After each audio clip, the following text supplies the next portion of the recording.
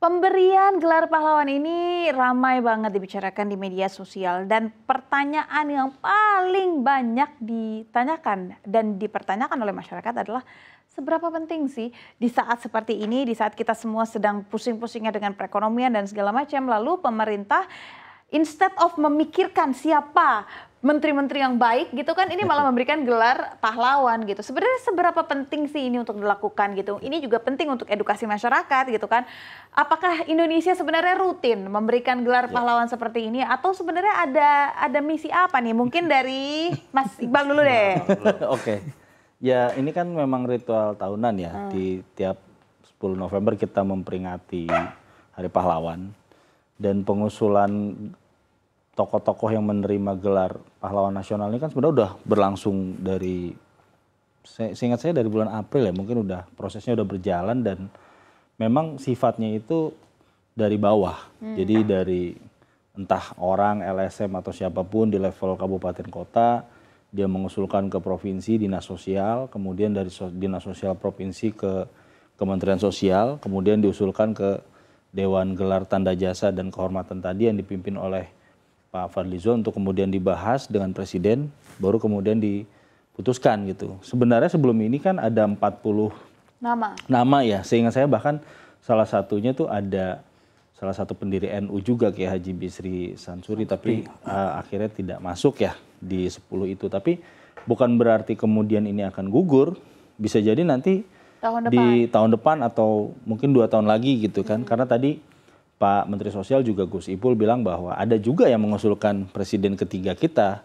B.J. Habibie, untuk menerima status sebagai pahlawan nasional ini. Jadi memang ini sebuah ritual tahunan yang mungkin tahun ini ramai ya karena ada almarhum Presiden Soeharto ya. Indikatornya tuh apa sih orang bisa ditetapkan menjadi pahlawan menurut yang sudah terdahulu ya? Karena penetapan pahlawan di tahun ini cukup menuai pro kontra nih. Jadi sebenarnya saya jelaskan dulu kepada para pemirsa dan teman-teman semua bahwa penetapan pahlawan nasional ini dimulai sejak tahun 1959 oleh Presiden Soekarno. Saat itu Presiden Soekarno itu melihat bahwa kita ini perlu untuk membuat nama baik tokoh-tokoh yang berjuang melawan Belanda itu bisa terangkat kembali.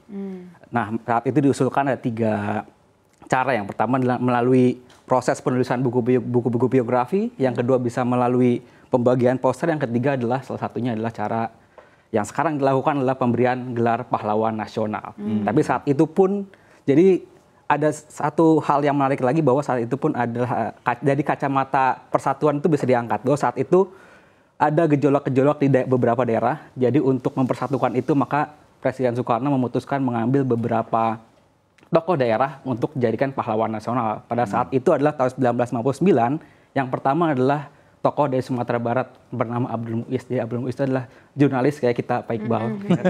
Terus dia menjadi pahlawan tahun 1959. Tapi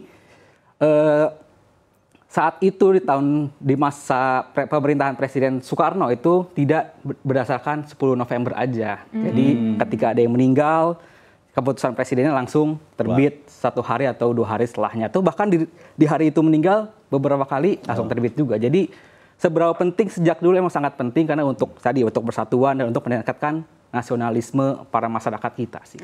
Untuk persatuan dan meningkatkan nasionalisme. Dan ini juga perlu dipahami bahwa ini bukan agenda 1 tahun ini aja, tetapi juga sudah menjadi agenda dari tahun-tahun sebelumnya. Bahkan berdasarkan history sudah berlangsung dari 1959 toh. 59 di zamannya Soekarno.